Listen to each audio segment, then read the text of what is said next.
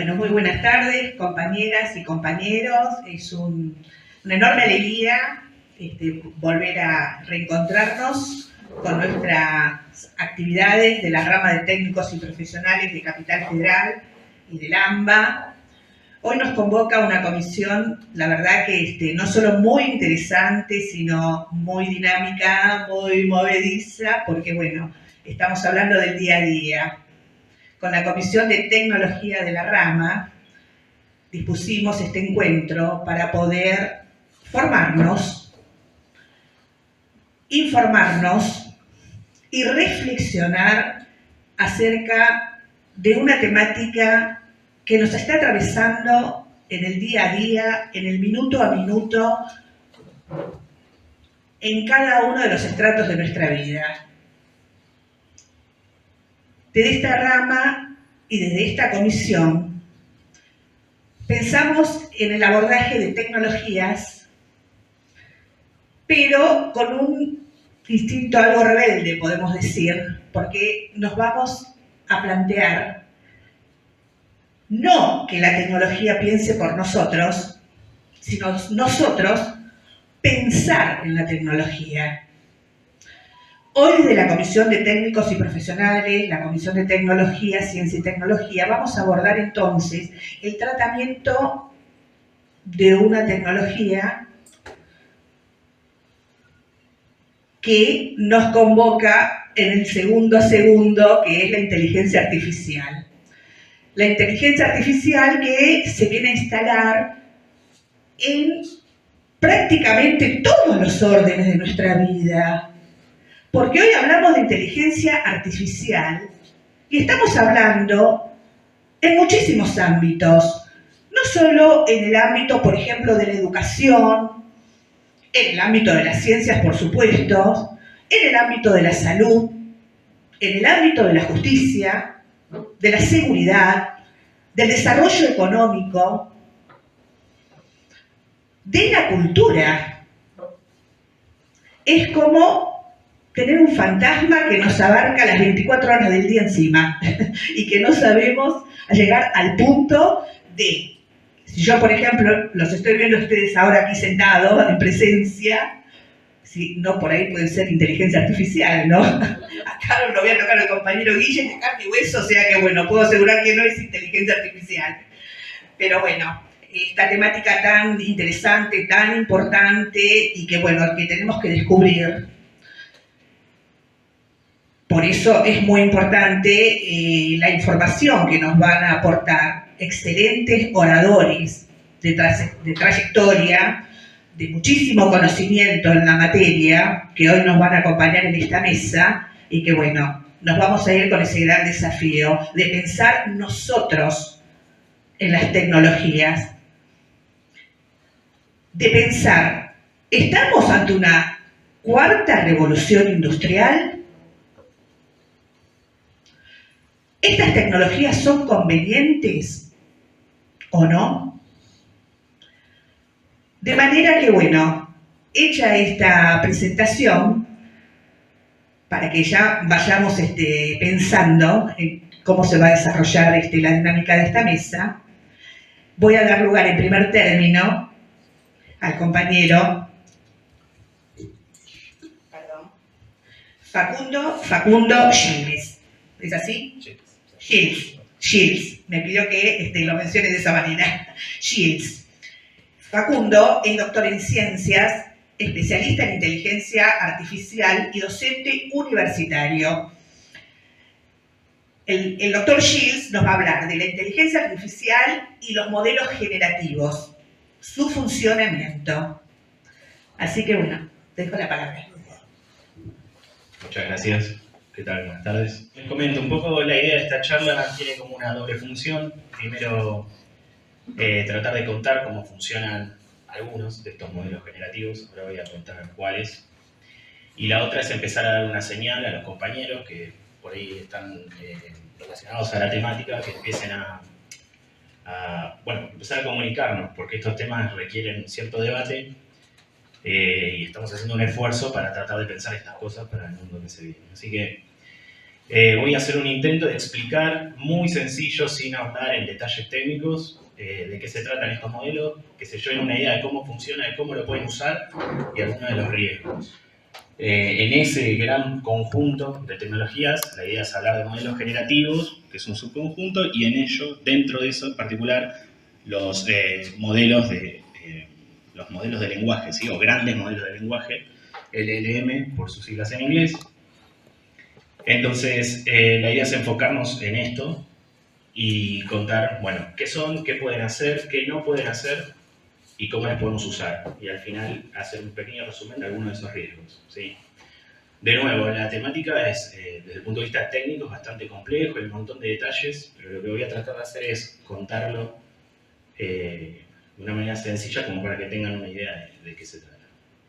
Entonces, si uno quisiera hacer como explicarlo sencillo, los modelos generativos son modelos que aprenden patrones de datos que uno le puede dar. Esto habitualmente se hace en una etapa que se llama de entrenamiento de estos modelos. Y una vez que estos modelos están entrenados, pueden generar contenido nuevo o novedoso basado en esa información que recibió durante ese entrenamiento, ¿sí? Hay distintos tipos de modelos generativos. Tenemos modelos que generan imágenes, audio, videos y texto. Esta charla va a tratar de explicar brevemente qué son esos modelos generativos en el caso del texto. ¿Por qué? Entre otras cosas porque los otros modelos en el último tiempo se combinaron con los modelos que generan texto, de forma tal que uno vía texto puede pedirles que generen imágenes, ¿sí? Entonces, de alguna manera la orden para que generen imágenes de animales, edificios, incluso caras humanas, es a través de texto. Entonces son fundamentales entender los modelos generativos de texto para después poder entender los otros modelos. Entonces, primero quería contarles que, bueno, hay varios actores jugando este juego, desarrollando estos modelos, ¿sí? Tenemos, bueno, los conocidos como Google, Facebook, Microsoft. También tenemos OpenAI, que es una empresa, básicamente, es la empresa que está detrás de ChatGPT.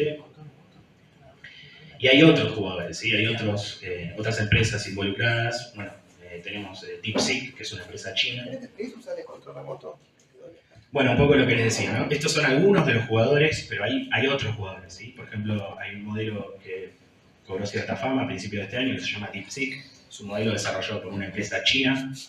Lo interesante es que esa empresa china, su foco está puesto en las finanzas, ¿sí? En el trading algorítmico, y como proyecto lateral desarrollaron DeepSeek. Lograron bajar los costos, mucho menor cómputo, y lograron performance tan altas como las de, por ejemplo, OpenAI. Entonces, eso fue un gran golpe a lo que se viene desarrollando, principalmente en Estados Unidos. Una cosa más que quería comentar. Respecto de esto, está bueno saber que hay muchos de estos modelos que son open source. Eso significa que podemos investigar el código, podemos desarrollarlos en Argentina, solo necesitamos capacidad de cómputo, ¿sí? Los fierros serían mucha capacidad de cómputo, ¿okay? Tanto Google como Facebook como OpenAI están todos invirtiendo en fierros para poder guardar la data, procesar la información, lograr tiempos de respuesta más rápidos. Eso implica mucho, o explica el aumento de las acciones de NVIDIA, que hasta hace un tiempo era como la punta de lanza en todo lo que es tecnología. Bien, pantallazo general. Y entonces, modelos grandes de lenguaje, ¿sí? La idea es contar un poco qué hacen, cómo funcionan, qué cosas no pueden hacer y cómo las podemos usar, ¿sí? Al final, algo al respecto de posibles riesgos. Bien, entonces, para entender un poco cómo funcionan los modelos generativos en texto, lo que propongo es tratar de pensar dos grandes componentes, ¿sí? Dos componentes principales. Uno son los modelos que se llaman embeddings y otro que son los modelos que se llaman LLM, propiamente dicho, son los que generan texto, ¿sí? ¿Por qué quiero hacer esta discriminación? Porque desde hace un par de años la comunidad científica y tecnólogos entendió cómo asignar a cada palabra una lista de números, ¿sí? Que llamamos vectores. Y lo que estoy mostrando acá es un ejemplo muy sencillo de eso. Creo que esto es lo más profundo que voy a llegar en la parte de técnica, así que les pido un poco de atención a esto. Lo que es muy interesante es que asignando esa lista de números, esos vectores, se lograron, por ejemplo, que vectores que están cercanos, ¿sí?, representan palabras que están semánticamente cercanas. Entonces, por ejemplo, rey y reina aparecen cercanos, o por ejemplo, los que son frutas aparecen cercanos, ¿sí? Eso fue un gran descubrimiento, porque ahora, operando con esos vectores, de alguna manera estoy operando sobre esas palabras también, ¿sí? Entonces, son estos modelos de embeddings los que de alguna manera empiezan a capturar la estructura y el significado de las palabras en el texto. Entonces, ya tiene un par de años ese resultado, pero agarraron el vector que representa la palabra rey, le restaron el vector que representa la palabra hombre, le sumaron el vector que representa la palabra mujer y obtuvieron un vector muy cercano al vector que representa la palabra reina. Entonces, eso fue un indicio de qué estaba pasando con esos modelos de embeddings, ¿sí? Entonces, esto fue en sus inicios, ¿sí? Teníamos vectores que se asociaban con palabras. Ocurre que, más reciente en el tiempo, se lograron embeddings que no solamente codifican una palabra, sino que codifican la palabra y su contexto, ¿sí? Y quiero subrayar la palabra contexto porque la vamos a usar. Entonces, por ejemplo, me senté en un banco, ¿sí?, en una plaza. Esa palabra banco, dado ese contexto, tiene un vector asociado.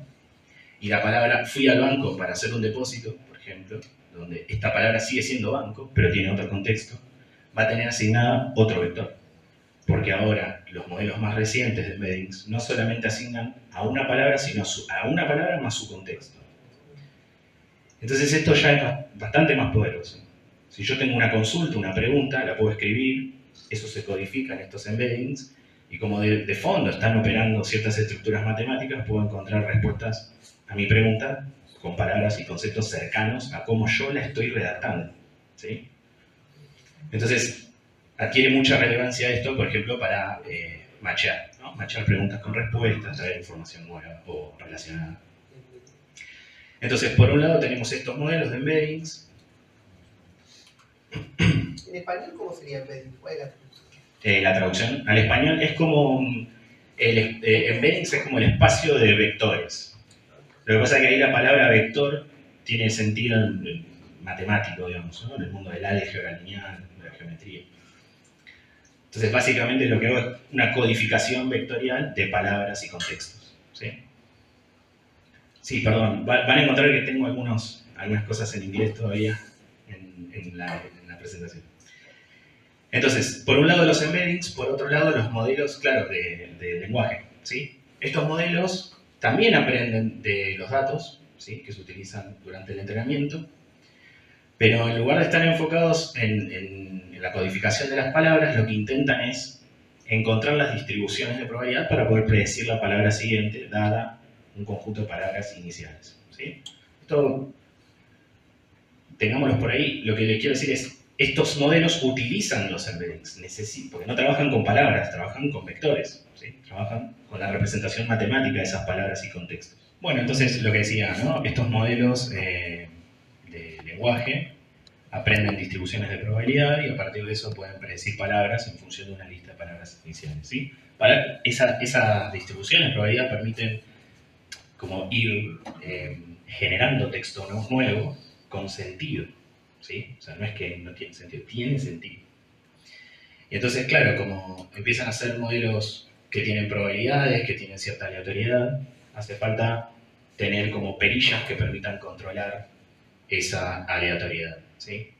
Para eso existen unos ciertos parámetros que tienen los modelos, y lo que quiero es que solamente nos enfoquemos en la primera de esas perillas. Las otras dos son un poco más técnicas, solo por completitud las nombro, pero lo que es interesante es que hay un parámetro que se llama temperatura, que permite que cambie el comportamiento del modelo. Con una temperatura muy baja, el modelo empieza a ser como más determinista, de alguna manera pierde creatividad, ¿sí? Se dice en el ambiente como que se hace menos creativo y empieza a ser como más predecible, si se quiere. Con una temperatura más alta, entonces el modelo empieza a adquirir más creatividad, permite una selección de palabras por ahí que no están con tanta probabilidad de ocurrencia. Entonces se dice que aumenta su creatividad, ¿sí? Entonces, ¿por qué solamente este?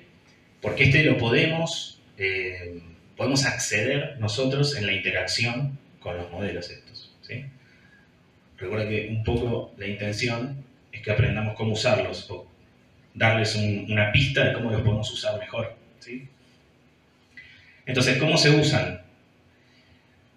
Perdón, si vuelvo un poquito atrás, entonces, la palabra contexto también aparece acá, ¿sí? Dado un contexto inicial, es lo que necesita como pista para empezar a generar el texto nuevo, ¿sí? Entonces, ambos modelos necesitan contexto. Entonces, ¿cómo se pueden usar estos modelos? Recuerden que cuando interactuamos con ChatGPT, por ejemplo, cualquiera de estos modelos, siempre están operando los dos, el embeddings y el LLM. Entonces, la idea para usar este tipo de modelos es poder escribir instrucciones, ¿sí?, que den la mayor cantidad de contexto posible en las tareas lo más simples que se puedan. Por ejemplo, le pedimos que actúe con un determinado rol, ¿sí?, que responda con un determinado tono, que sea más creativo, menos creativo, más técnico, más informal.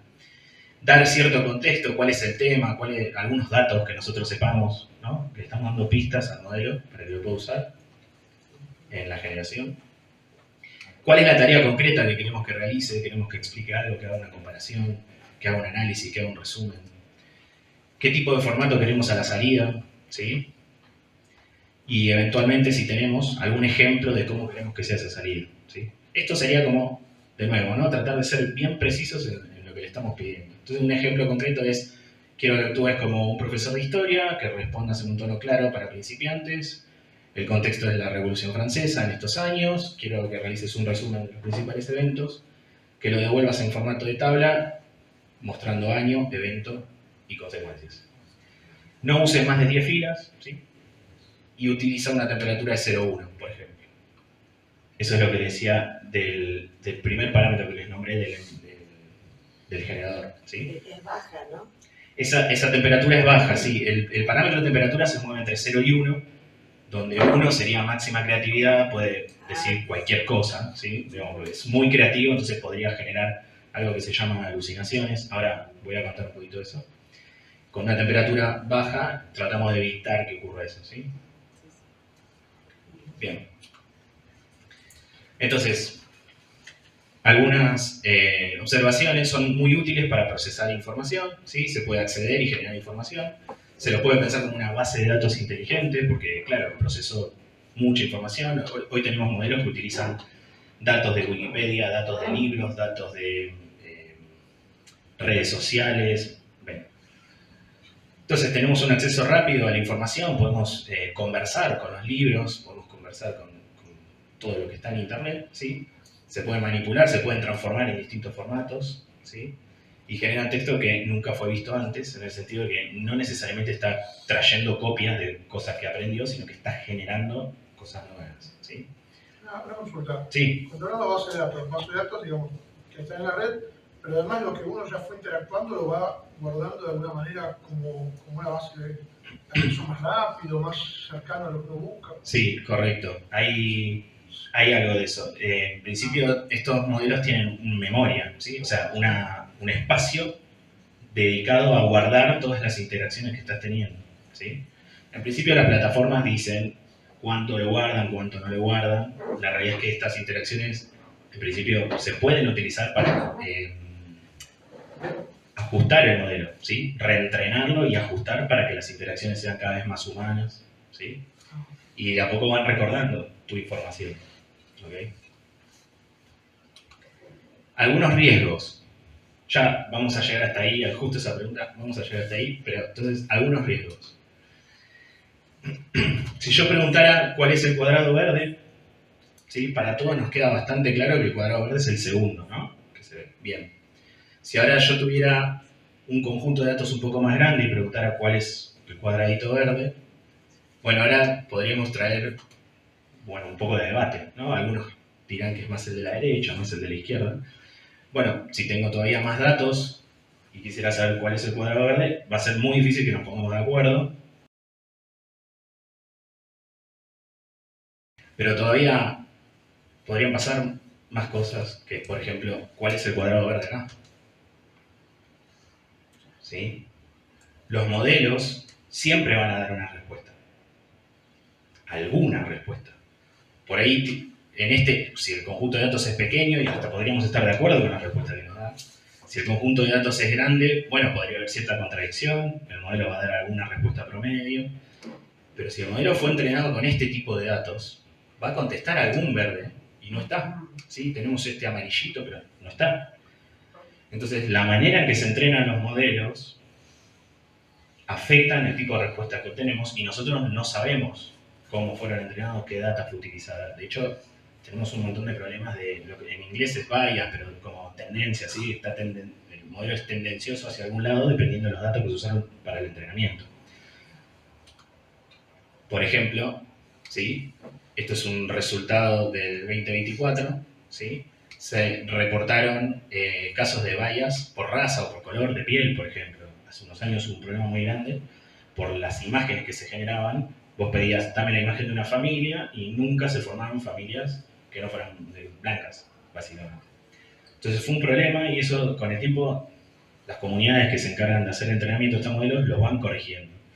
Pero tenemos que ser conscientes que eso siempre está. La data que generó la humanidad, que está digitalizada, siempre tiene estos sesgos, ¿sí? Y bueno, a medida que nos damos cuenta, los vamos corrigiendo, las comunidades dedicadas a esto lo van corrigiendo, pero también tenemos que ser conscientes que nosotros no sabemos con qué modelo estamos interactuando y si se corrigieron o no estos tipos de bias, ¿sí?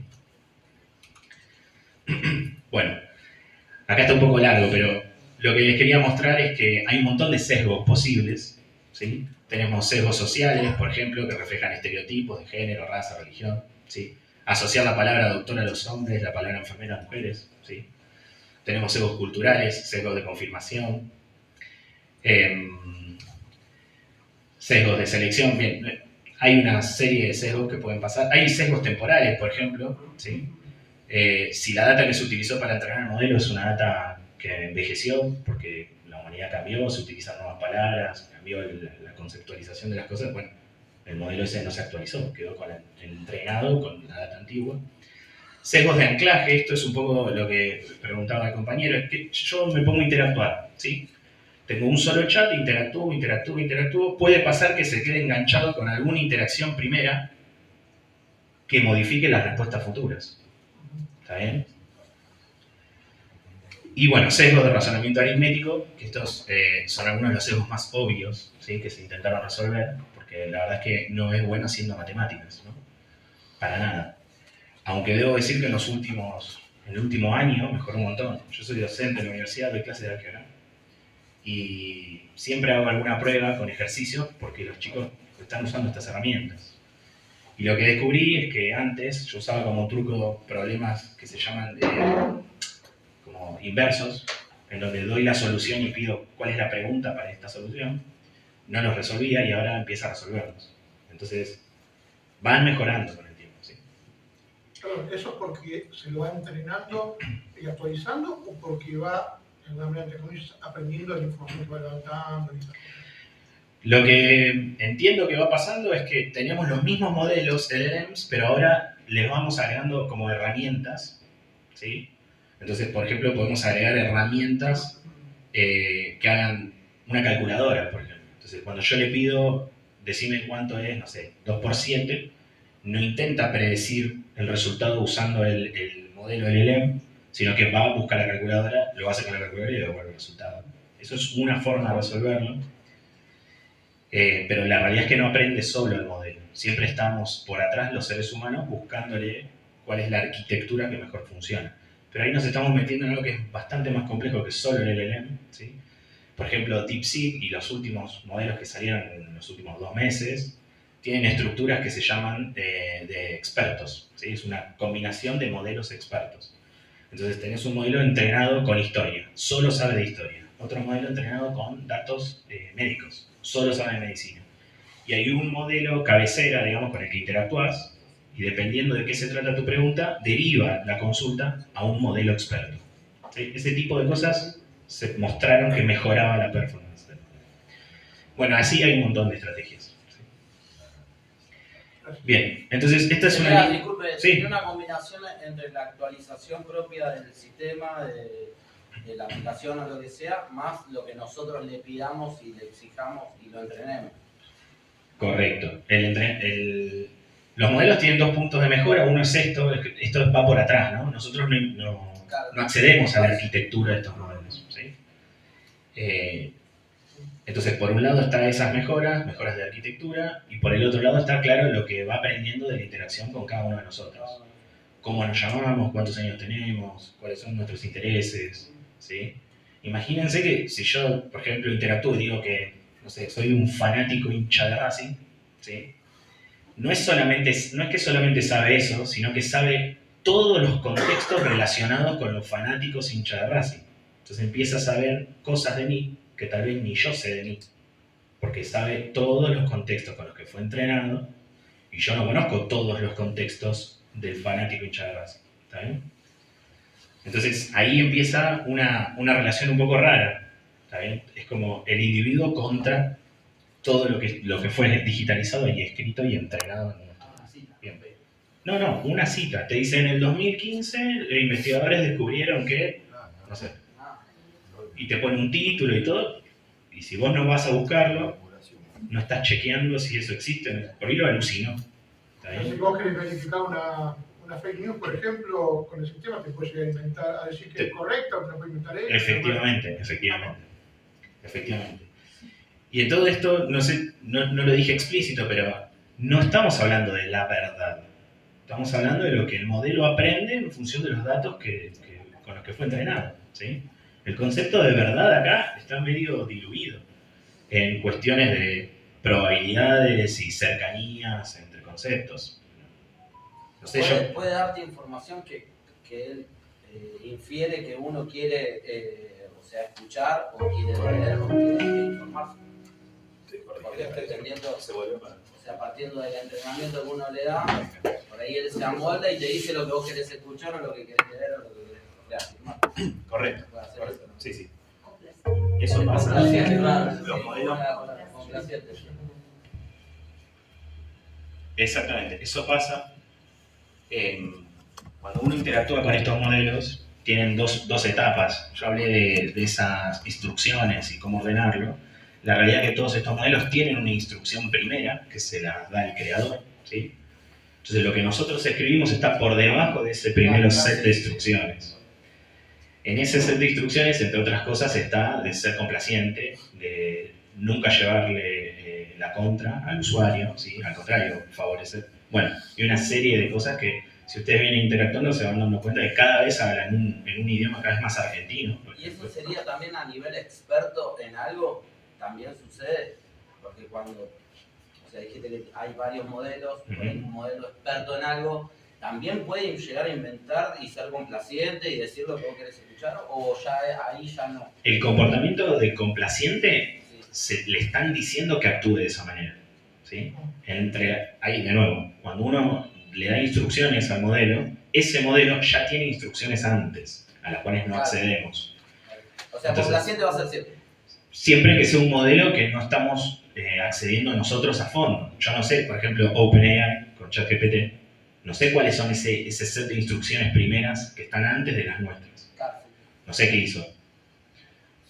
¿Está bien? Lo mismo con DeepSeek. Por mi experiencia también tiene esa instrucción de ser complaciente. Sí, de hecho lo tiene. Sí.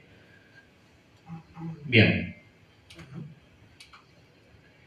Bueno, acá la idea era mostrarles algunos ejemplos, así que si nos queda un ratito, después les muestro.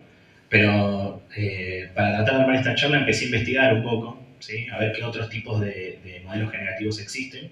Y era solamente mostrarles todas las cosas que se pueden hacer, ¿sí? Sobre todo me sorprendió la parte de generación de sonido y canciones, y la verdad que es sorprendente lo que están haciendo, y videos, ¿sí? Ahora quiero pasar a la parte final de conclusiones y después, si tenemos un rato, les muestro. ¿Okay? Entonces, algunos riesgos y cuidados que son, les voy a ser honesto, son algunas de las preocupaciones que tengo yo respecto de esto. Un poco es la seguridad de la información, porque todas las consultas que hacemos no es que quedan en la Argentina, ¿no? Son todas consultas que viajan a Estados Unidos, quedan en los servidores de OpenAI, que es un privado, que no está regulado, no sé qué hace con eso. Y entonces eso aparece algo que es cierto, no tiene toda la información junta, pero como que le vamos dando información de a cuenta gotas. y del otro lado solo escuchan y guardan, escuchan y guardan, escuchan y guardan. Es un problema grande. Bueno, va desde la vigilancia internacional, no queda claro cuál es el nivel de seguridad de los modelos, ¿sí? Si uno quisiera ser dueño de uno de estos modelos, por ejemplo, tener un modelo que corra en el gobierno argentino, ¿sí? Tener un modelo para interactuar con el Estado, no sabemos cuán hackeables son, ¿sí? Hay un montón de cosas que hay que investigar. El otro problema grande es podemos confundir esto como un ser humano.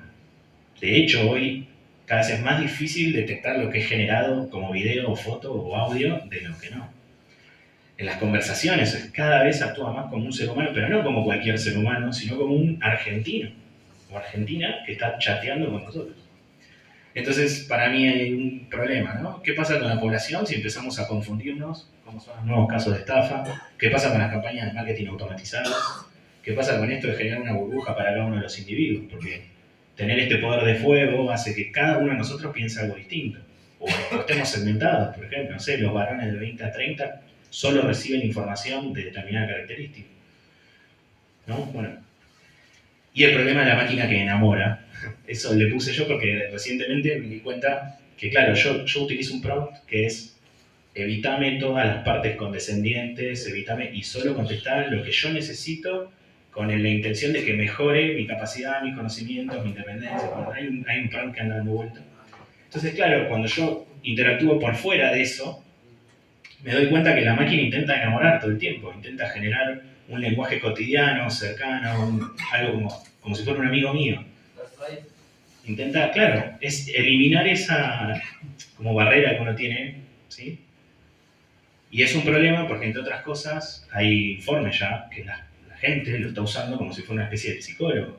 Entonces, están poniendo bajo la lupa de estos modelos cómo son las interacciones, cómo son las conversaciones, cuestiones emocionales, ¿sí? Es un problema. Y el otro... Con lo anterior de las alucinaciones. ¿Cómo? Más con lo anterior de las alucinaciones. Claro. O sea, es un problema. Sí. Es un peligro. Y la última, bueno, la parte del mercado laboral, que es algo que de a poco, creo que el año pasado, los que me escucharon hablar de esto estaba bastante preocupado. Este año estoy un poco más tranquilo, pero sí creo que tenemos que aprender a usar estas herramientas, siendo conscientes de todas estas, de estos riesgos, ¿sí? La verdad es que, por otro lado, generan un aumento de productividad muy grande. ¿Sí? Yo lo veo en mi cotidiano, en mi forma de trabajo, aumenta un montón. Entonces, tenemos que aprender a usarlos, saber cómo usarlos y hasta dónde, pero eso es mucha formación en cada uno de nosotros. Y, de nuevo, hay que tener cuidado con la información que estamos compartiendo. En cuanto al uso del mercado laboral, estoy de acuerdo. En cuanto al uso de las búsquedas laborales, es complicado. Yo he compartido con colegas de 54 años, que se inauguró hace un año, y me di cuenta que mando currículums a puestos que tienen mi nombre, y ese mismo día a la noche me llega un mensaje automático diciendo que no va a ser considerada la búsqueda. Yo me di cuenta que nadie lo vio, o se lo filtró un bot. Sí.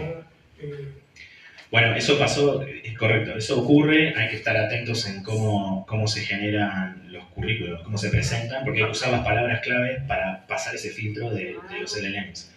Pero esto está pasando en las publicaciones científicas. Empezamos a modificar esas cosas y empezaron a entrar más. De hecho, en el ámbito científico ocurrió que los papers saben que van a revisión, hay una revisión entre pares internacional, no sabemos quiénes son los revisores porque hay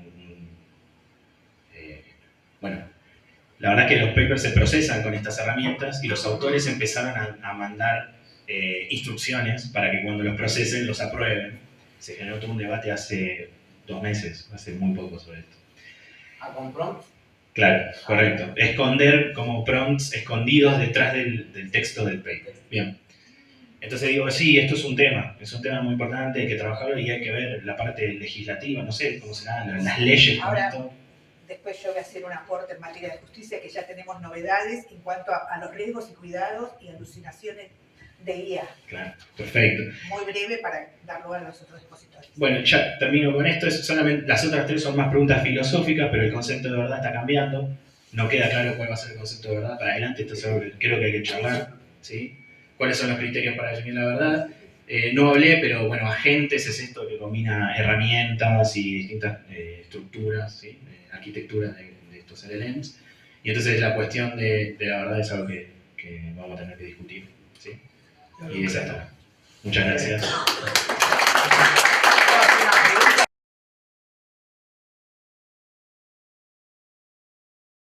Bueno, ahora nuestro segundo orador, nuestro queridísimo compañero Jorge Sacagnini, que la verdad que es un verdadero honor que nos acompañe. Y si yo hago la aclaración. Todo mentira. Yo hago la aclaración, un gran amigo de muchos años, y le tengo muchísimo afecto, nos tenemos muchísimo afecto, pero bueno, él ya no acostumbra a dar charlas, conferencias presenciales, así que bueno, tenemos el honor de tenerlo, así que un aplauso para el compañero Jorge. Bueno, también merecidísimo a tanta trayectoria de tantos años, que bueno. ¿Cómo? No es necesario, te queremos ver. De tanta trayectoria, así que bueno, también yo he tenido el honor de recibir como obsequio hace un par de años ya, ¿no? Su libro, que es fascinante, que lo mostré en una reunión del grupo de tecnología, le mostré la tapa, los compañeros quedaron, la verdad que muy, muy contentos, la verdad que se titulaba Antes de la Roba. Antes de la Roba, su libro. Así que, bueno, la tapa después se la vamos a pasar para que la puedan conocer y bueno, estamos hablando allí de toda su experiencia y bueno, Jorge es un trabajador de la tecnología, ¿no? Bueno, él es presidente de Infoworkers, que es una asociación destinada a la investigación, al estudio de todo lo que tiene que ver con los trabajadores digitales, que empezamos, Jorge, con en pandemia, ¿no? Con el tema del trabajo digital, ¿no? De los teletrabajadores y demás. Después se sancionó la ley, bueno, pero bueno. Infoworkers tiene 25 años en realidad. 25 años. Es una asociación civil, bueno, pero es otro tema. Bueno. No es para tanto lo que yo hago. Pero es tecnólogo, presidente de Infoworkers, es coordinador de la Comisión de Tecnología Conveniente. De la misión de Tecnología Conveniente. Así que bueno, un aporte muy importante desde el peronismo. Así que bueno, Jorge va a ser el encargado de comentarnos de qué se trata. Bueno, dale. Gracias, Elizabeth. Gracias, Eli. Gracias a todos ustedes por el aplauso. Espero ganármelo, digamos, al final de lo que voy a contar ahora. Quiero hacer uno o dos comentarios de la valiosa intervención del compañero, que no lo estoy viendo, ahí está, un hombre de la Universidad de La Plata. Así que valioso porque es una universidad donde forman personas de gran nivel. Que tiene que ver con la inteligencia artificial, sobre lo cual no voy a hablar, porque los que hablan, los que saben, hablan de cómo es la técnica, y además yo quiero hablar desde una perspectiva, que es la perspectiva política, de cómo utilizar la instrumentación. Porque, digamos, todos los instrumentos de la vida, yo tengo 80 años de edad, he pasado toda la historia de la informática, de las nuevas tecnologías, como se llama en su momento, desde el principio, desde la primera computadora que programé, se llamaba Clementina, que estaba en el Instituto del Cálculo de la universidad, y ya cuando la universidad hizo computación científica, yo llevaba más de 8 años trabajando en la informática, digamos. ¿Qué hago para acá? Sí, así te... Bueno, perdón, así me ven. Bueno, gracias. Bueno, sobre ello quiero decir dos cosas. En primer lugar, que el conflicto que no se va a dar nunca en inteligencia artificial es el conflicto entre la creación y la sistematización. Es decir, los seres humanos debemos abandonar algo que el filósofo francés Adem llama zona de confort. Es decir, esta actitud pasiva que hace que cualquier cosa que nosotros tomemos, en la medida que nos ahorre un trabajo, aunque sea un trabajo mínimo, si se me escapa una mala palabra porque soy muy mal hablado, así que les pido disculpas a todos. Bueno. Iba a ser un trabajo pelotudo, pero bueno, es un trabajo mínimo, lo aceptamos como una ventaja. Entonces, si cambiamos que usar un mouse o usar un aparato de este tipo para cambiar un canal, y le podemos decir a una persona, digamos, que no existe, sin cuerpo, que es un equipo de inteligencia artificial que reconoce la palabra y actúa, en realidad lo tomamos como si fuera un avance, sin discernir si ese avance es conveniente o no es conveniente para nuestra vida. Entonces, como esto es una preocupación que la he visto mil veces, yo les cuento, empiezo primero con esto, pero después entramos un poco a la charla, digamos, específica, pero quiero decirles esto. La inteligencia artificial, tal como está pensada hasta ahora, es simplemente un reacomodamiento de información existente. El conflicto entre la información que se procesa de una determinada manera y la creación humana tiene que ver con el conflicto de qué nos creemos nosotros que somos. Si nosotros tenemos una mirada trascendente sobre nuestro origen y nuestra descendencia, toda tecnología que nosotros inventemos con estas características, en realidad lo más que va a poder hacer es imitarnos o falsearnos y hacer correr. Acá el compañero habló de que hay que discutir lo que es la verdad.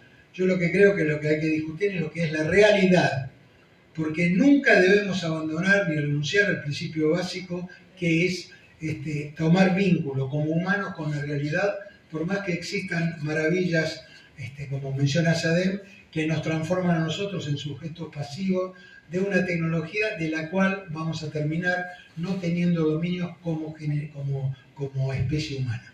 Yo soy un hombre de la tecnología que toda mi vida he tratado de darle racionalidad al uso de la tecnología. Cuando los muchachos, yo tenía una empresa de servicios de computación, cuando las computadoras eran muy caras, millones de dólares, y entonces alquilábamos unas horas y con eso le dábamos, resultados a empresas que necesitaban datos. Y yo me acuerdo, nosotros íbamos lo que podíamos, algunas grandes, algunas chicas, cuando los muchachos decían, el cerebro electrónico que me puede dar, el cerebro electrónico. En ese momento los empresarios, estoy hablando de 1960, o sea, ya son muchos 60 años, en ese momento los empresarios, la cultura de la sociedad, era una cultura que también tenía la fantasía de funcionar. La inteligencia artificial es algo que debe ser medido. Hoy hay una lucha en el mundo que es la lucha entre la lógica de los estados y la lógica de las organizaciones supranacionales, como las empresas de Elon Musk, etcétera, ya lo vamos a mencionar un poco más, que tienen la impunidad para poder tomar decisiones que nos afectan a todos. Por ejemplo, aquellos que son usuarios de Twitter, X, saben que las decisiones la toma, digamos, X, y la ética de lo que se acepta y lo que no se acepta, la toma X por encima de cualquier estado. El primer estado que le está poniendo parate a eso es Brasil.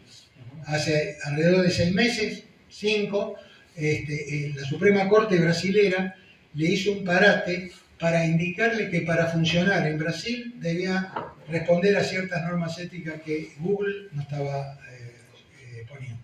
Nosotros tenemos vínculos, bueno, ya les voy a hablar Google de cómo. o Google o no me acuerdo. X, perdón. Entonces, en realidad lo que se está planteando es el planteo de que hay una organización de estados, por un lado, y hay una organización de supraestructuras, que ya no son las multinacionales de la época de Ford o de Siemens, que en realidad eran empresas que tenían un carácter supranacional, pero estaban manejadas por una sociedad anónima con muchos accionistas. Estas empresas de los multimillonarios tecnológicos, además de ser las más poderosas económicamente, son de un solo dueño, y sus decisiones son decisiones que son tomadas por una persona que ha manifestado, Peter Thiel, lo sabe, nos promete vida eterna, personas que intentan reemplazar la figura, creída o no, de la humanidad construyó, que es la figura de Dios. Intentan reemplazar a Dios. Digo, no quiero decir intentan reemplazar a Dios porque hay gente que no cree en Dios. Pero el que no cree en Dios cree que la figura de Dios es un producto del hombre para poder lograr una organización y establecer una ética. Porque así fue siempre. Yo creo en Dios. Yo personalmente creo en Dios. Por eso digo que estos hombres hacen el becerro de oro para aquellos que no son católicos. Es decir, construyen un Dios ficticio que tenemos que preservar. Dicho del que tenemos que preservarnos, dicho esta pequeña reflexión primera, voy a hablar un poquitito de tecnología conveniente y de las características que tiene, si les parece, si les interesa. Pueden pararme cuando quieran. Bueno, lo primero que voy a hacer, a ver si funciona esto. Si funciona yo, no esto. Ahí va. Sí, funciona. ¿Le puedo hacer una consulta que me quedó de antes? Sí. El orden de prioridad entre el principio de verdad que habló y usted dijo de la realidad. O sea, ¿cuál sería el que debería ordenar, ¿no?, la ética? Mira, la verdad, entiendo, la verdad es una construcción cultural. ¿La qué? La verdad es una construcción cultural. La realidad es la realidad. Por eso había un señor que se llamaba Juan Domingo Perón que decía que la única verdad es la realidad. Es decir, que lo que nosotros tenemos que mirar es la realidad. Vamos a hablar de tecnología conveniente, pero vamos a hablar de tecnología conveniente dentro de un marco concreto que es lo que, hacia lo que apuntamos, que es un camino hacia la soberanía latinoamericana. Y hablamos de soberanía, y no hablamos de soberanía digital, porque la soberanía digital, que está de moda, y hay gente que lo dice, en realidad es un subconjunto de la soberanía. La soberanía es más amplia y hay que entender que lo digital, que es de lo que nos referimos generalmente, es un instrumento para un proyecto de orden superior que es la soberanía, que es simplemente la posibilidad de que los pueblos puedan decidir su propio destino. Nosotros no lo hemos logrado, salvo en una época muy pequeña y con grandes limitaciones, pero como lo hemos logrado, y como me hacen hablar como peronista, me van a tener que disculpar, como por acá pasó Perón, que no pasó en el resto de los países de Latinoamérica, sabemos que podemos lograrlo. La diferencia entre nosotros y otros, digamos, amigos y compañeros latinoamericanos, es que nosotros hemos tenido una experiencia formidable que debemos capitalizar para saber que podemos llegar a eso. Bueno, vamos a esto. Voy a hacer un pequeño listado de los problemas que tenemos, ¿no? Desaparición del trabajo, estoy contando lo que pasa en la Argentina y en el mundo. Crisis ambiental, concentración económica y financiera, gobiernos represivos. Si no repriman con el ejército invadiendo otros países, reprimen etariamente, como hacen con los jubilados, o reprimen a aquellos que son inservibles para el modelo inhumano que están planteando, como hacen con los discapacitados en la Argentina, además de afanarles, ¿no? Que es lo que hemos descubierto en los últimos tiempos.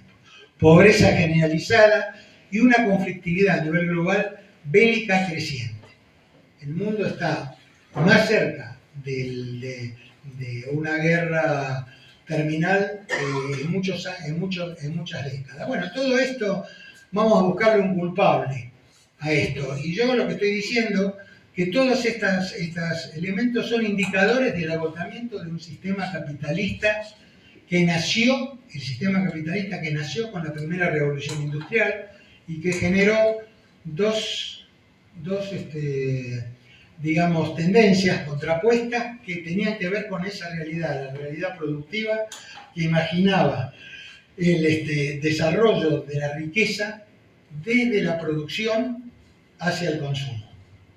Esta es la manera con que se plantea. Entonces, desde la producción, los bienes de producción, ahí salió este muchacho que le vi el monumento cuando fui a Edimburgo, como es el de la riqueza de las naciones, salió a decir, Adam Smith, a decir su planteo, y del otro lado salió el alemán, Carlos Marx, hablando de que planteado así, la plusvalía, todo lo que algunos de ustedes sabrán. Bueno, fenómeno. Ese sistema en realidad tiene un conflicto. Cuando yo hablo del sistema capitalista, no hablo de todo el capitalismo.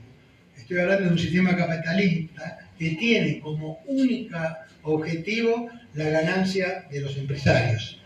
Y ustedes saben, los que son trabajadores, que cuando una empresa adquiere tecnología y habla de que con eso van a hacer algo más eficaz y por lo tanto van a tener una reducción de costos, esa reducción de costos es menos trabajo para los que estaban trabajando en esa empresa. Lo sabemos por experiencia propia.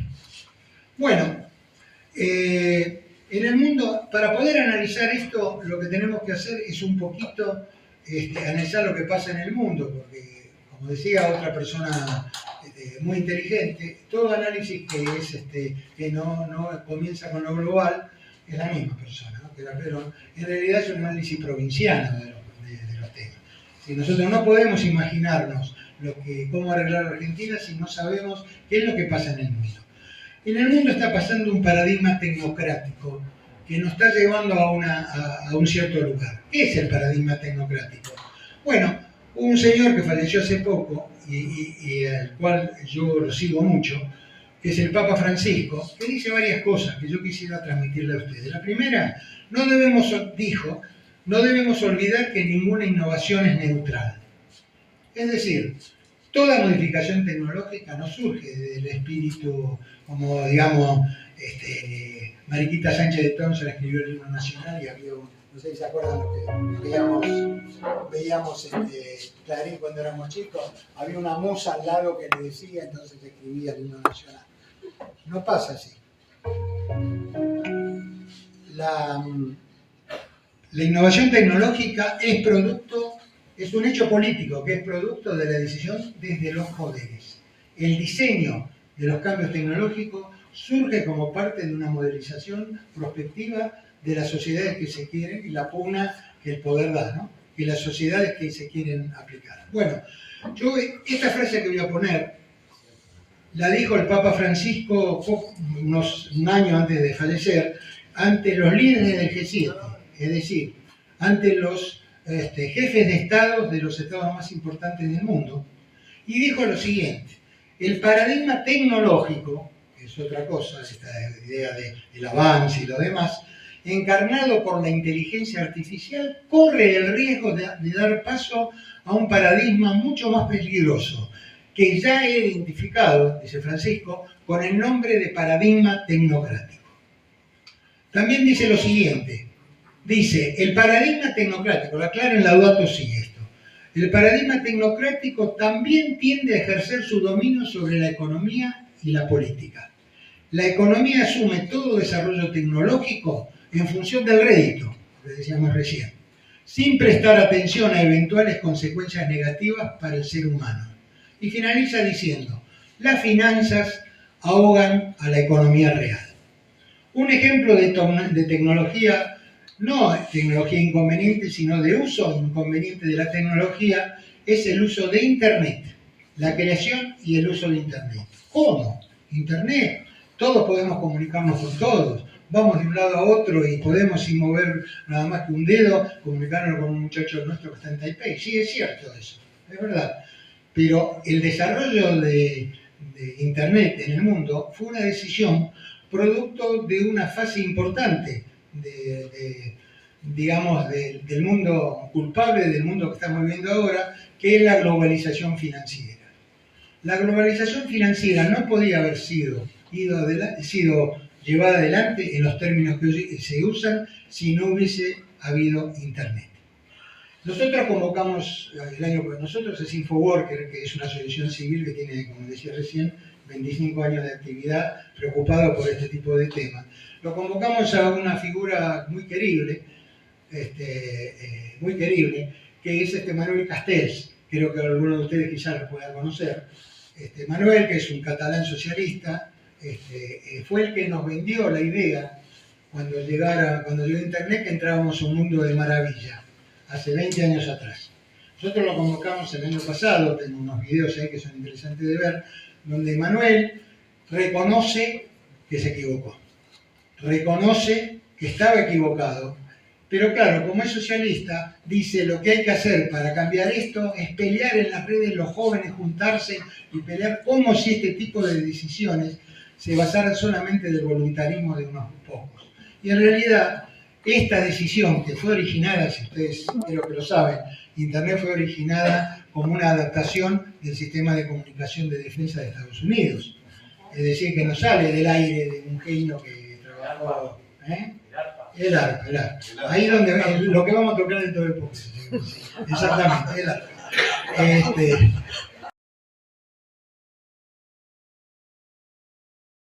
Entonces, la idea de que toda innovación es positiva para la humanidad debe ser cuestionada profundamente.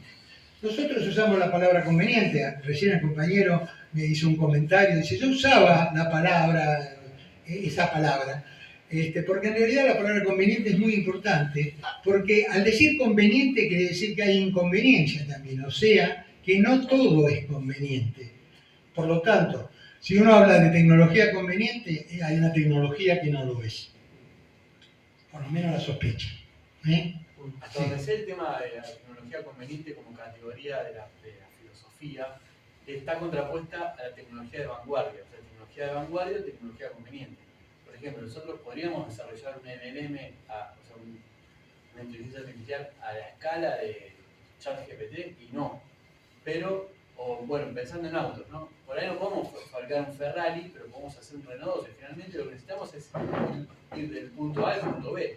Así es. Nos va a llevar igual. Así es. Lo que vos decís es muy importante porque el valor de una tecnología no está dado en el desarrollo ni en lo complicado que es, sino en lo útil que es para los proyectos, para el proyecto nacional y para cada uno de nosotros. Desde ahí se debe comenzar, desde la persona, digamos, ¿no? Con respecto a la... Bueno, sigo adelante. Bueno, ¿cómo está el mundo ahora? El mundo, hoy se habló de la verdad y yo quiero traer un librito que recomiendo profundamente, que escribió un señor que se llama Jonathan Taplin, que es un norteamericano liberal, liberal de los años 60, digamos, con el cual tenemos un vínculo y que nos resultó muy interesante. Logramos con la universidad, yo, digamos, me vinculo, digamos, para hablar desde la universidad, después de haber pasado por más de 5 universidades, con la Universidad Nacional de Avellaneda, pero que logramos que editaran el libro de él, que se llama El fin de la realidad, en castellano. Este es un hombre que no viene de la tecnología, viene de la cultura. Fue un tipo que fue, por ejemplo, productor de Bob Dylan, aquellos que somos viejos lo conocemos, que fue, creo que el padre del rock. Yo soy tanguero, así que mucho no sé, pero padre del rock. Produjo varias de las primeras películas de Scorsese. Es un hombre que al venir de la cultura, hoy seguramente se habrá fumado su porro, que era de la generación de Woodstock, eso no lo sé, pero al venir de la cultura vio el enorme peligro que implicaba la inteligencia artificial contra el principal elemento que tenemos los seres humanos, que es la capacidad de creación. La capacidad de advertir problemas y buscar soluciones que no surjan de algoritmos ni de simplificaciones matemáticas, como pasa con la inteligencia y nos explicó muy bien el compañero, sino que surjan de nuestra propia capacidad, que está más allá de lo que nosotros somos capaces de sentir y darnos cuenta. Bueno, este libro es un libro que recomiendo, no es que lo quiera vender, pero él habla, dice, le voy a leer la bajada. Dice Mark Anderson, Elon Musk, Peter Thiel, Mark Zuckerberg, los multimillonarios que quieren gobernar al mundo. Él plantea que hay un modelo, que no es el modelo de Trump. Yo vengo hace años, porque este es un libro que leí hace 2 años, y con él tengo unas conversaciones anteriores, yo peleándome con los que decían que Trump y Musk era lo mismo.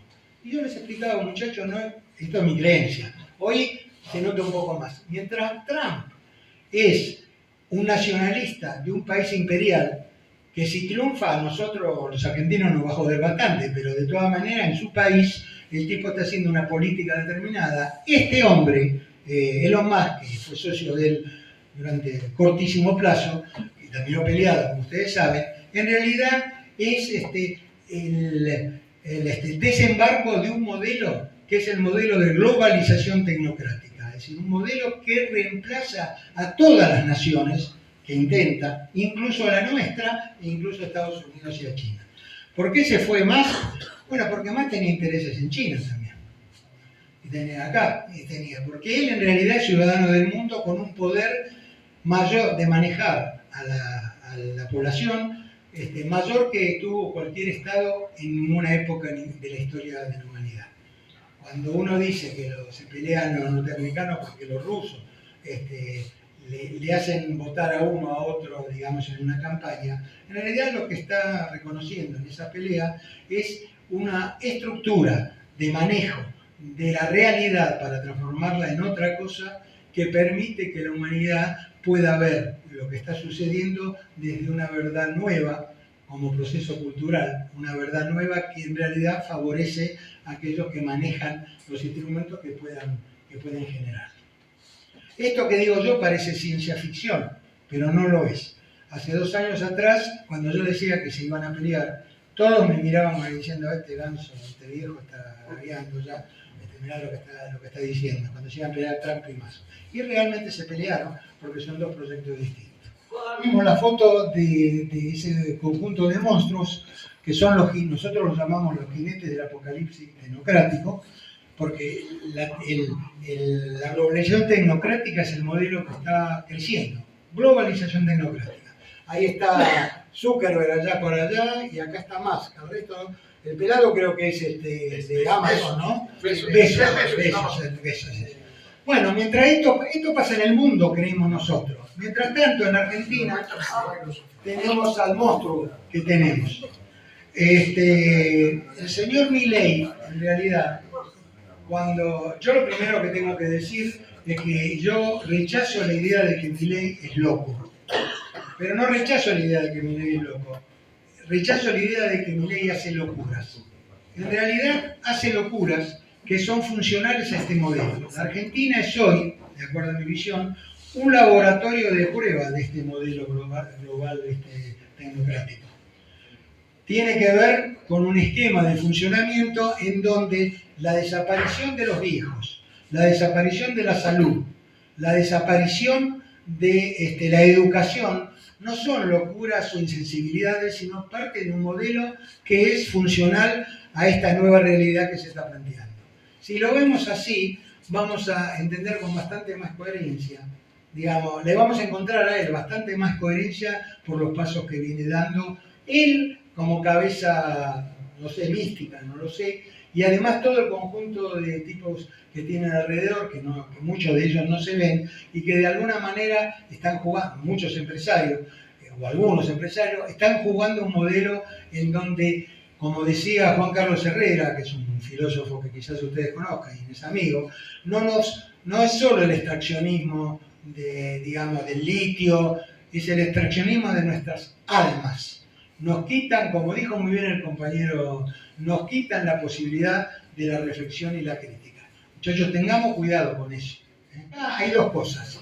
Esto no lo voy a pasar porque no se puede ver acá, pero sí voy a dar la definición. Tecnología conveniente no es no es una adjetivación de la palabra tecnología, no es tecnología linda, tecnología de punta, es una definición. Una definición que se hizo hace muchos años, la hizo un tecnólogo argentino, que es el ingeniero Gali, Edgardo Gali, que lo llevamos alguna vez con Guillermo a una de esas reuniones que hacíamos en la calle Corrientes, en donde dice que tecnología conveniente es una tecnología de cualquier grado de complejidad y escala, producida en el país o adquirida en el exterior, protegiendo en este último caso los intereses nacionales, que tiene como objetivo mejorar la calidad de la vida, de la sociedad y respetar a la naturaleza. Esto fue escrito hace más de 20 años y tiene los principios que sostiene, entre otros, Francisco Nabotosí, pero además que sostenemos todos nosotros, porque mejorar la calidad de la sociedad no es nada menos ni nada más que un pueblo feliz. Y cuidar la naturaleza es algo que en el año que se escribió esto ni siquiera estaba instalado con la fuerza, estaba instalado porque se había dicho, pero con la fuerza que hoy está. Este pensamiento tiene algo que voy a buscar, ahora les voy a mostrar un video que creo que les va a interesar. Perdón un segundo. A ver si lo conocen este personaje. El peronismo aborda el tema de la tecnología, lo aborda desde la concepción de la tecnología no es la disponible, sino la conveniente. La tecnología disponible es de los modelos globalizados. La tecnología conveniente es la de los modelos nacionales. Ese debate está resuelto en el peronismo hace bastante tiempo. Entonces el peronismo ya lo estudió y lo solucionó eso. No es que no es una novedad, lo estudió y lo solucionó a través de un concepto que se llama tecnologías convenientes. ¿Vos pensás que en la universidad se estudia eso? No se estudia. No. Porque está, pero que está sometida al pensamiento socialdemócrata. Está censurado. El tema está censurado. Bueno, no se estudia el peronismo. Tenemos una riqueza extraordinaria conceptual, pero no se estudia porque está coartada por la socialdemocracia. Sí. Y piensa que lo que dice un socialdemócrata, venga de donde venga, resulta que es de punta. Y no es de punta. Bueno, lo escucharon a Guillermo Moreno, yo creo que muchos de ustedes lo deben seguir. Yo he tenido largas charlas con Guillermo cuando estaba más cerca y estaba ahí, ¿cómo era que se llamaba? La usina de propuestas. La usina de propuestas. Y de alguna manera, digamos, lo que quedó de estas reflexiones en Guillermo es darle una forma, con una visión política, que es la que tiene él, a esto que nosotros seguimos sosteniendo y sosteníamos mucho antes de que Guillermo lo tomara. Con respecto, ya voy terminando, porque ¿qué hora es? Sí, ya estamos. Ya estamos, bueno, ya voy terminando. Queda en el tintero, para alguna vez lo pueden ver, dos problemas. El primer tema es el siguiente. ¿Qué es la misión tecnología conveniente? Se los quiero contar. Yo siempre estuve preocupado porque la Argentina, salvo cuando ganamos un campeonato de fútbol, no tenemos y las Malvinas, no tenemos un lugar común que nos podamos abrazar sin tener miedo del tipo que tenemos al lado. Lo hemos perdido, eso a través de los años. Entonces, desde mi pequeño espacio, espacio conmigo, con otros compañeros, imaginamos que esta definición de tecnología conveniente, en un tema tan importante como la tecnología, podía juntar a muchos argentinos, más allá de que vinieran de cualquier parte, de cualquier ideología, incluso los tipos que están en conflicto con nosotros en la chica, digamos, en la local. Y bueno, empezamos a avanzar, hicimos un espacio donde invitamos a compañeras y los que no lo son, con la única condición de que creyeran en la tecnología conveniente.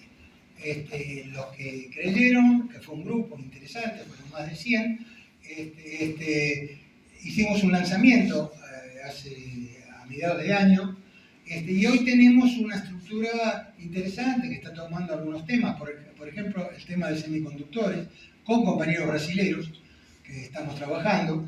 Estamos trabajando con, no sé si lo conté esto, pero estamos trabajando con un compañero que sostiene en Brasil la tecnología conveniente, que fue 4 veces diputado por el PT, es de Río Grande do Sul, es un universitario, fue el jefe de, digamos, la organización federal que responde al presidente de Brasil, de Ciencia y Tecnología, y fue presidente de la Asamblea de Diputados, de la Asamblea del Estado de Río Grande do Sul, pero es esencialmente un hombre de la ciencia y de la técnica, y estamos trabajando en el tema de los semiconductores, porque los semiconductores, usted sabe lo que son, como lo dijo el compañero, son el ladrillito, no de la inteligencia artificial, sino de toda la tecnología del manejo de datos.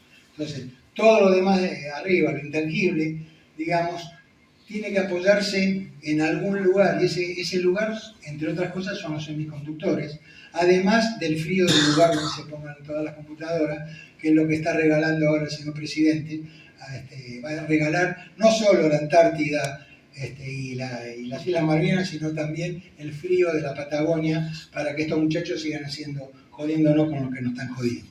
Bueno, yo para terminar esto, que ya termino, esta es la gente que trabaja en la misión, algunos.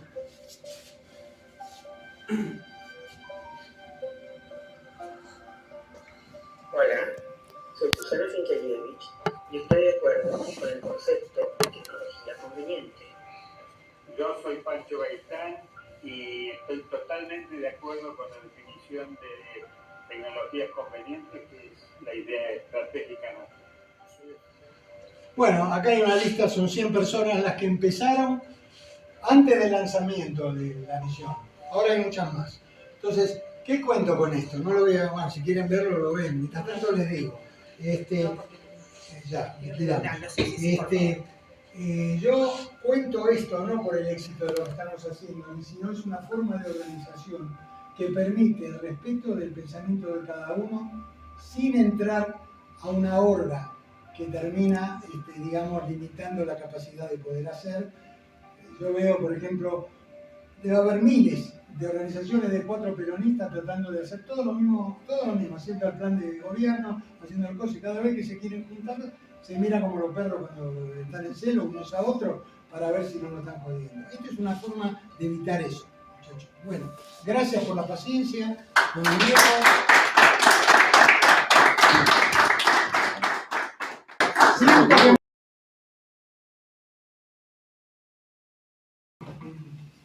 Bueno, Daniel Russomano es docente universitario, es ingeniero, es magíster en Administración de Empresa, diplomado en Gestión y Control de Políticas Públicas y técnico especialista en Dirección Integrada de Proyectos. Bueno, a cargo de él esta intervención. Nos va a hablar de inteligencia artificial, transporte. Bueno, gracias por haberme invitado y bueno, vamos a tratar de hacerlo rápido por ahora y no se me duerma. Si se me duerma me dicen, me van a llamar y me preguntan. Yo, gracias, la verdad, muy buenas las presentaciones anteriores. No sé si voy a ser igual que ustedes, pero me puedo sumar ahí a la lista de tecnología conveniente y creo que en algunos conceptos vamos a coincidir. Yo había hecho una presentación que había mandado enviado de tecnología artificial, de inteligencia artificial, después cambié y lo derivé a inteligencia artificial específica aplicada al tema del transporte, pero algo de inteligencia artificial vamos a ver, ¿sí? La pregunta es, el dilema es si inteligencia artificial sí o no. Bueno, mi opinión es que sí, lo único que vamos a tener que ver es qué y cómo y para qué la usamos, o sea, pero no hay ya, no podemos salir del no uso, ese es uno de los temas. Y nosotros mientras estamos acá, el mundo se está transformando y la inteligencia... Bueno, no, lo que les quería decir es que no hay dilema, digamos, el dilema sí o no, sí, pero hay que ver qué y cómo la vamos a utilizar, qué beneficios tiene, qué riesgos y qué cuidados hay que tener. O sea, la inteligencia artificial es algo transversal que, como creo que él lo dijo, está presente en salud, en transporte, en economía, en finanzas, en logística, y vamos a ver un poquito el tema de transporte. Bien, a ver si esto funciona. No, pero hay que apagar la luz. Bueno, uno de los motivos que yo tenía en estas presentaciones, que yo enseñaba en la facultad, que es que la salvación de vidas, tanto seguridad vial, sanitaria, protección del medio ambiente, mejora de movilidad, el desarrollo económico, la garantía del trabajo, la mejora de calidad de vida, el bienestar de las personas, la felicidad, como dijo Sacanini, no representa una opción, sino que es una obligación de todos y todas, ¿no? Eso es como el motivo y mi pensamiento. Con respecto al tema tecnológico, estoy totalmente de acuerdo con el concepto de tecnología conveniente, y así como el Estado Nacional ejerce su autoridad y control en los distintos espacios, aéreo, terrestre, marítimo, también tenemos que tener un empoderamiento colectivo con respecto al tema tecnológico para tener un control sobre usos de los recursos, su consumo y la creación de iniciativas, ¿no? Entonces, sin tecnología nacional no va a haber una industria realmente argentina, y sin tal industria podrá existir cierto crecimiento, pero nunca desarrollo. Entonces tenemos que desarrollar en el país la tecnología que nutra permanentemente a nuestra industria. Tiene que ver un poco con lo que Sacanini dijo. Pero no estoy totalmente... No, estamos en el mismo circuito. El mismo circuito. Sí. Bien, entonces, bueno, ¿cuál es el significado de la inteligencia artificial? Que un poco lo anterior. La rama de la informática que estudia el comportamiento inteligente mediante métodos computacionales, ¿sí? Entonces, se trata de simular la inteligencia humana. Una definición más amplia es que la inteligencia artificial es capacidad de una máquina a realizar funciones cognitivas como percibir, razonar. De esto hay todo un debate si la inteligencia artificial razona o no. Yo creo que no, porque se basa en métodos probabilísticos y en entrenamientos hechos por los humanos. Pues hay alguna comparativa por ahí. Tiene que aprender a resolver problemas que los humanos son capaces de realizar con relativa facilidad. tres tipos de inteligencia artificial, o tres o cuatro, en realidad son cuatro. La inteligencia específica, que vamos a ver ejemplos. La IA general, que no sé si hablaron, pero que sería la IA futuro, que es la que algunos dicen que va a reemplazar a los seres humanos porque va a tener más inteligencia que el ser humano. Yo no lo creo. Todos los productos, todos los sistemas que se inventaron hasta nuestra vida tienen, bueno, hasta acá, pero es como una curva S que empieza en forma de hipérbola, después crece en forma lineal, después viene el declive, como la vida, ¿no? O sea, viene el declive, la meseta y la rotura. Y yo creo que lo mismo va a pasar con este tipo de tecnología. Lo que sí se va a lograr con la inteligencia general, algunos dicen que con este modelo de lenguaje, esta inteligencia que estaba hoy circulando de ChatGPT, no se puede alcanzar una inteligencia artificial general. Y después tenemos la agentia, que es algo nombró el primer orador, y la IA fuerte, que tiene que ver algo que está combinada con temas de robótica, con genética, con biotecnología. Esos son un poco los términos que tenemos en inteligencia artificial. Entonces, bueno, ya lo dije, que está transformando distintos rubros, y esto tiene que ver con el crecimiento del Internet, la automatización, la robótica, el tema de visión por computadora y el procesamiento del lenguaje natural que ha permitido ese crecimiento, ¿no? Bien, ¿cómo funciona? Bueno, ya lo dijo el primer orador, tiene reglas tradicionales, está el concepto de aprendizaje automático, que son algoritmos entrenados con grandes volúmenes de datos, capaces de mejorar su desempeño a medida que tienen mayor información. Redes neuronales artificiales son capas interconectadas que se van transmitiendo distinta información, distintos datos que son buenos para el reconocimiento de patrones o procesamiento de imágenes, y del lenguaje natural y algoritmos de optimización que van mejorando el rendimiento a lo largo del tiempo.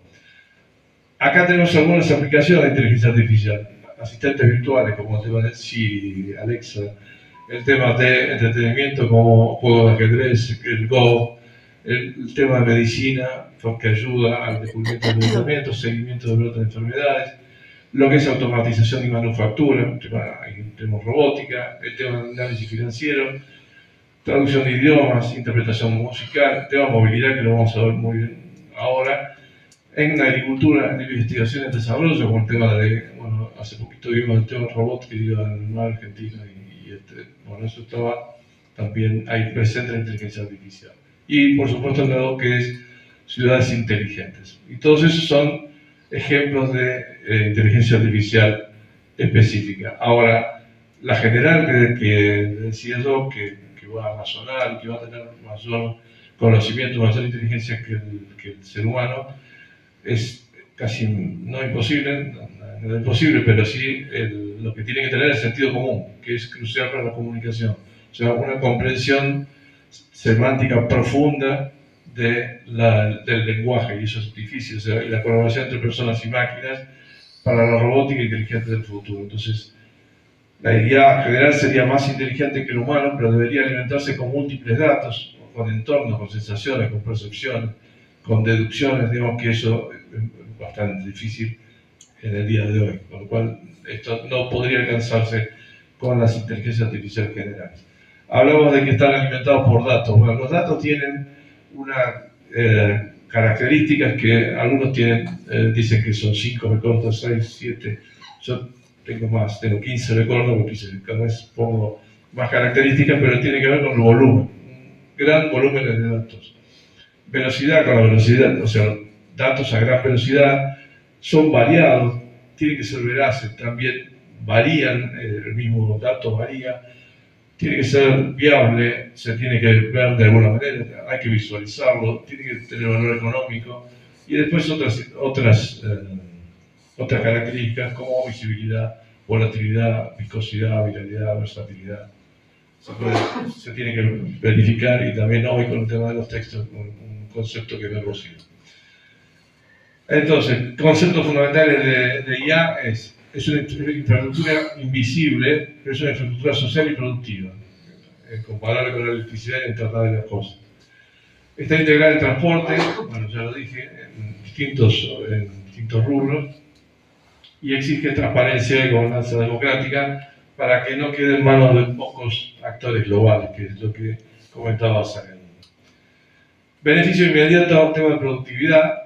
A mí me gusta más el tema de producción, el tema de productividad, que no recuerdo a momentos no muy buenos, pero sí el tema de producción, porque además optimiza rutas, reduce costos logísticos y ahorrar combustible.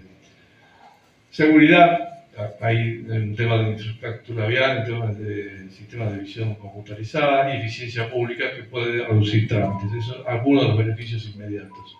Pero también produce impactos sociales y económicos y políticos.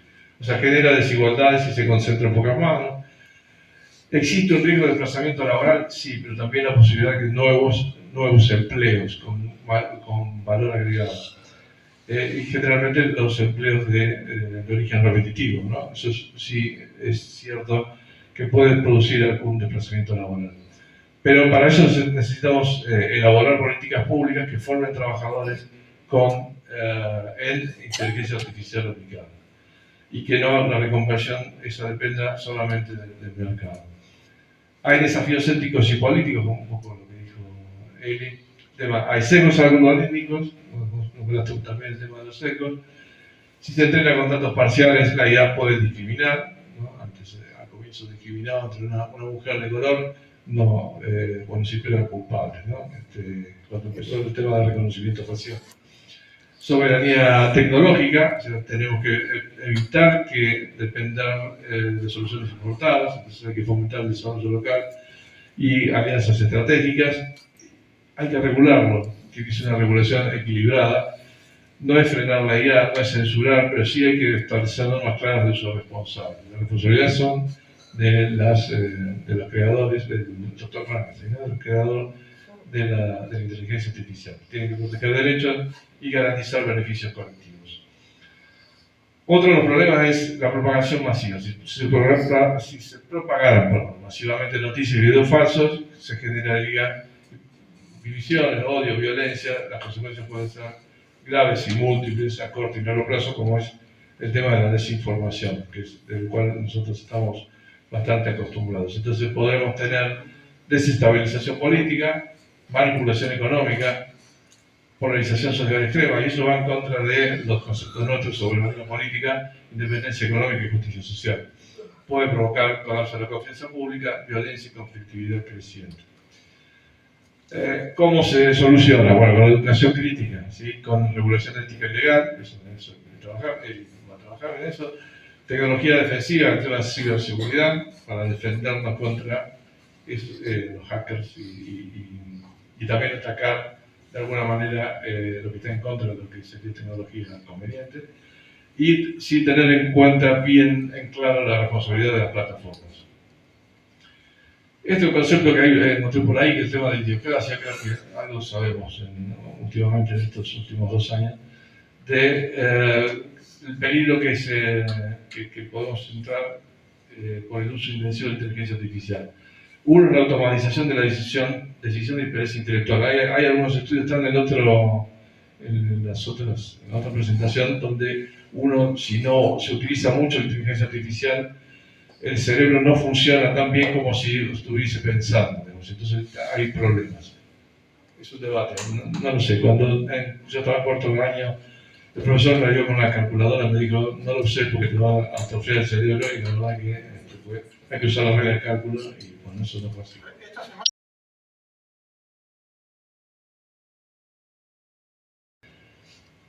Y todo lo que es aplicaciones, apps que ustedes tienen en el teléfono, los teléfonos inteligentes, las redes sociales, todos los servicios y los GPS.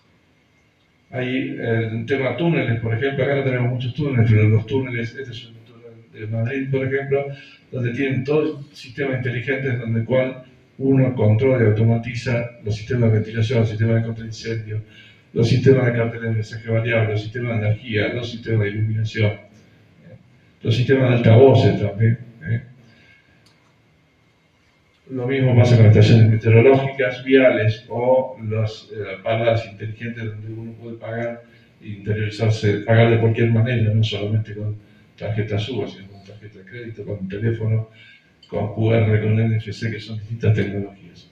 Este es un sistema parecido al Metrobús nuestro, pero un poco mejor. Tenemos un Metrobús de latón, Metrobús de oro, digamos, donde es una estación tipo subterránea, donde uno paga antes de entrar ahí.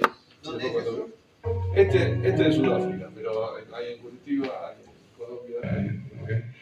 Y el nuestro es un carril exclusivo, no está mal, no es que esté mal, pero este tiene tecnología y el nuestro no. Okay.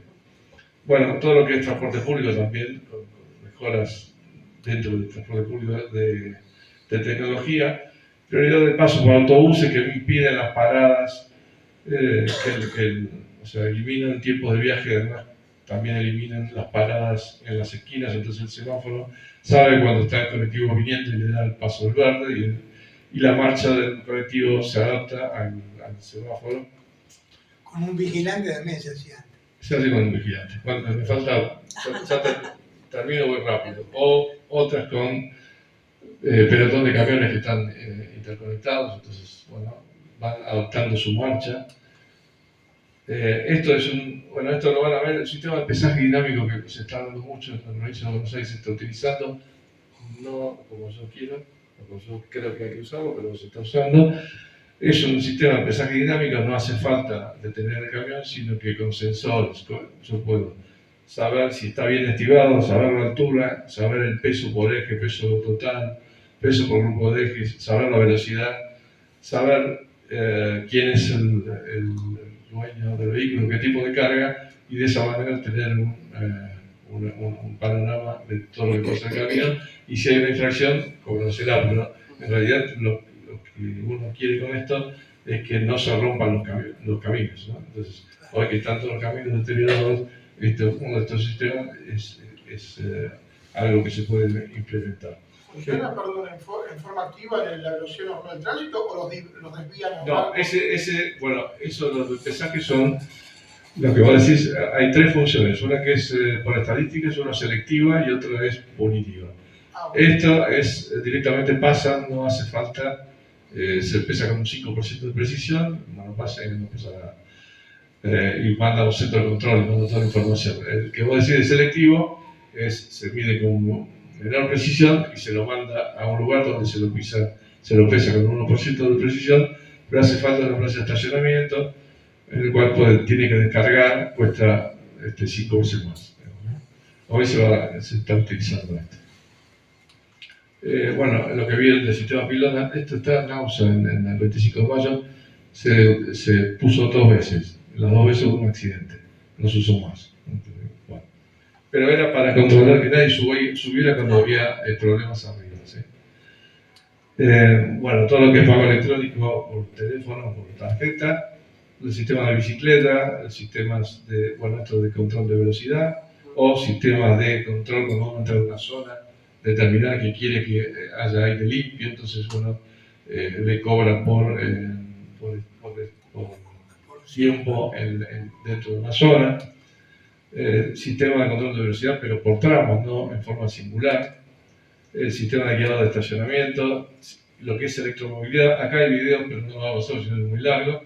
Pero el sistema de electromovilidad que debería utilizarse. Ahora hay un bus eléctrico que está circulando, pero sería bueno utilizarlo en forma masiva en lo que es el transporte público de pasajeros. Hay dos conceptos que hay dos videos ahí, uno de car sharing, que con una tarjeta uno comparte el auto. Entonces uno con una aplicación sabe dónde hay un auto, va, lo usa y después lo deja en otro lugar y viene el segundo cliente y lo usa como una bicicleta, pero en este caso es un auto. Esto es lo que algún ministro que tenemos por ahora dijo, que no iba a haber más accidentes porque los vehículos, iba a haber vehículos conectados, automatizados y autónomos. Se refería a esto. Hay 5 niveles en Europa, desde el nivel 0 sin automatización, o sea que uno maneja, hasta el nivel 5, donde el auto funciona solo, el autónomo, que es en San Francisco, que hay taxis sin conductor, pero eso no soluciona el problema del mantenimiento de las rutas, digamos. Si las rutas destrozadas, el auto se destroza también y choca igual, ¿no? Bueno, todo lo que es telemática del automóvil, pero para eso hace falta trabajo duro, genuino, o sea, tender cables, colocar tableros, colocar todo lo que es infraestructura dura, ¿sí? Y eso, por eso que el tema de tecnología, ahí está el tema de la tecnología conveniente, porque ¿por qué hay que poner esa tecnología? ¿Por qué hay que utilizar inteligencia artificial y sistema inteligente de transporte? Porque además está trabajo, y trabajo con valor agregado. Por eso, y si es una alianza estratégica con el extranjero, pero con fuerza local y con tecnología local, mejor, ¿sí? Se usa en toda la cadena logística y yo siempre, bueno, esto lo puse porque hace mucho que estuve trabajando en Vialidad Nacional, lo que proponía es hacer una arquitectura nacional tecnológica que interconecte todos los sistemas de modos de transporte y con datos, de tal manera que cada repartición utilizara los datos que necesitara. Y eso tiene que ver con eso que está ahí abajo de la arquitectura ITS, que es donde acuerdan las necesidades. Tengo que hacer una arquitectura lógica o funcional, o sea, cómo funcionan los sistemas, una arquitectura física que pongo en cada ruta, y una arquitectura organizacional que es la conexión entre distintos organismos, basado en normas. Esta es una figura de lo que es un centro de control. Y acá, un poco la tecnología inteligente de la movilidad del futuro es una combinación necesaria, y esto lo probamos acá. Una tecnología no es inteligente si no es conveniente el pueblo, ¿no? Es un poco... Ya termino. La IA no es, entonces como conclusión, esto viene del tema de la inteligencia artificial. La inteligencia artificial no es tan inteligente, ni tampoco tan artificial como parece, porque hay un montón de gente que está trabajando en África, poniendo datos con sueldos de miseria. Entonces no es tan artificial. No se va a alcanzar a ni corto ni a mediano plazo. Esta generativa no nos va a conducir a la general. Es más peligrosa la estupidez natural que la inteligencia artificial. Lo de Frankenstein ya no lo digo, pues ya lo dije antes. Hay que educar y regular, y hay que impartir educación que implica que la sociedad aproveche los beneficios de la IA, ¿no? Minimizando riesgos. Ya un poco lo dijimos, el tema de esencial continuar explorando y adoptando soluciones, porque esto va a ir mejorando y va a ir avanzando. Hay que planificar, acá el tema de planificación se olvidó, la gente se olvidó. Y bueno, estos son desde hace muchos años, con el tema de la ITS también, el sistema inteligente de transporte. Yo decía que, y lo digo ahora también, incorporar la tecnología en las políticas públicas y los planes educativos. Hay que hacer acuerdos de colaboración entre todos los actores y las partes de interés, fomentar hábitos de sistemas sostenibles, planificar la implementación de la tecnología, crear áreas de investigación y desarrollo y de control, fomentar todo lo que es normalización, estimular capacitación en tecnología, correlacionar los objetivos de las políticas públicas con los de tecnología. No se puede tener una infraestructura sostenible sin la utilización de tecnología. Y lo último es, lo puse porque el tema del peligro de la IA no es una supuesta super IA general, sino que hoy, en realidad, eso es lo que quieren decir los grandes líderes que mostró Zaccagnini en la foto.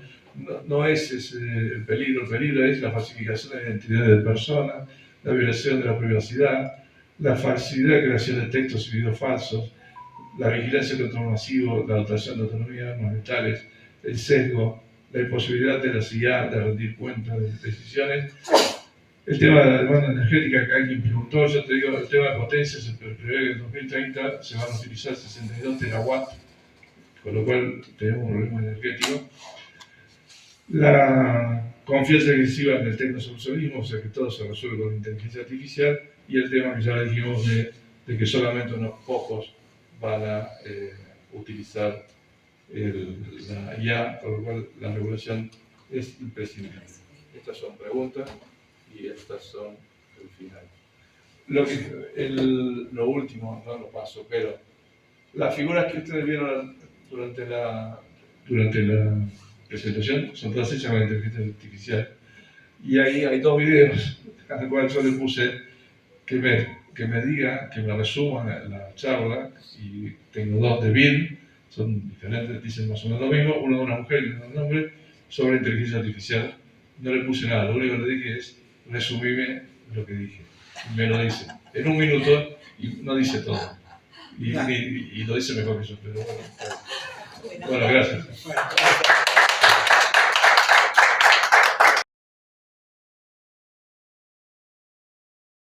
La dinámica de las tecnologías hacen imposible prácticamente que hoy se sancione una ley y mañana quede desactualizada. O sea que, bueno, ya la Unión Europea, el Parlamento Europeo está ya con ese grave problema que no saben cómo van a encarar las discusiones de legislación en la materia, ¿no?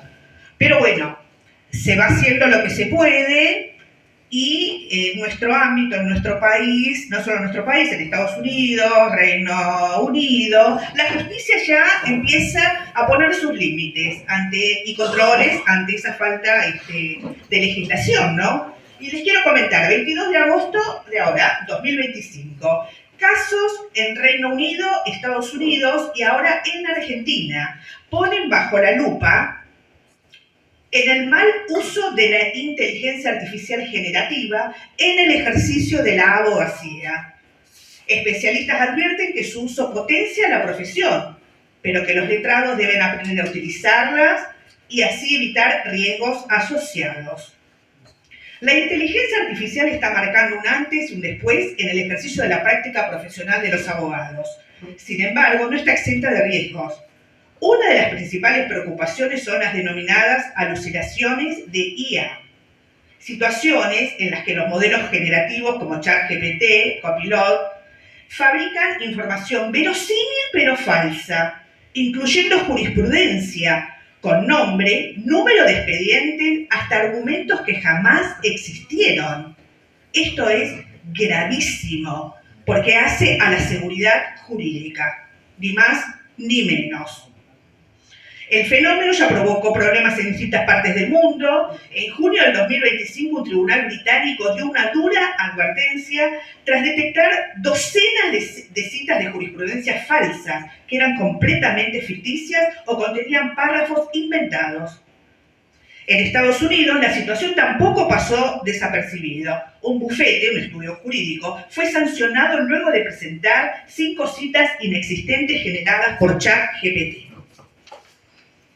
Primer caso local, en Argentina, de la Cámara de Apelación en lo Civil y Comercial de Rosario.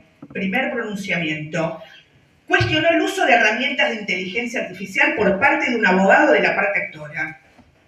El juez, Oscar Cuccinelli, advirtió que en una de las presentaciones incluyeron citas jurisprudenciales inexistentes. Ante ello, requirió al profesional que identificara las fuentes y este último reconoció haber utilizado un sistema de inteligencia artificial sin verificarlo. El Colegio de Abogados de Capital Federal ya tomando nota de estos riesgos y de la gravedad que esto representa, porque, reitero, hace nada más que nada menos a la seguridad jurídica, pilar para el desarrollo en sociedad. Y difundió una guía integral sobre el uso de inteligencia artificial generativa. En el documento se advierte expresamente que es falta ética. Los abogados, en nuestro gremio, contamos con un tribunal de disciplina y contamos también con una legislación de ética profesional. El Colegio Público de Abogados considera que la utilización de estas informaciones provenientes de esta tecnología constituye una falta de ética, lo cual es sancionable, hasta con inhabilitación de la matrícula. O sea, abogados a ponerse a estudiar y a trabajar artesanalmente si quieran, pero poner la cabeza a trabajar e ir a las fuentes, a las legislaciones. En este documento entonces se advierte la falta de ética al efectuar citas doctrinarias o jurisprudenciales inexistentes, exponerlas en forma tal que falseen la opinión o fallos invocados, o realizar falsas transcripciones de resoluciones judiciales o escrito de la contraparte. Ya participaron 4.000 profesionales en estas capacitaciones, bueno, y el Colegio Público de Abogados advierte que esto se considera una falta de ética profesional. Bueno, es el aporte ya que tenemos desde la justicia para ir poniendo un freno un poco a estas alucinaciones de la inteligencia artificial. Lo que pasa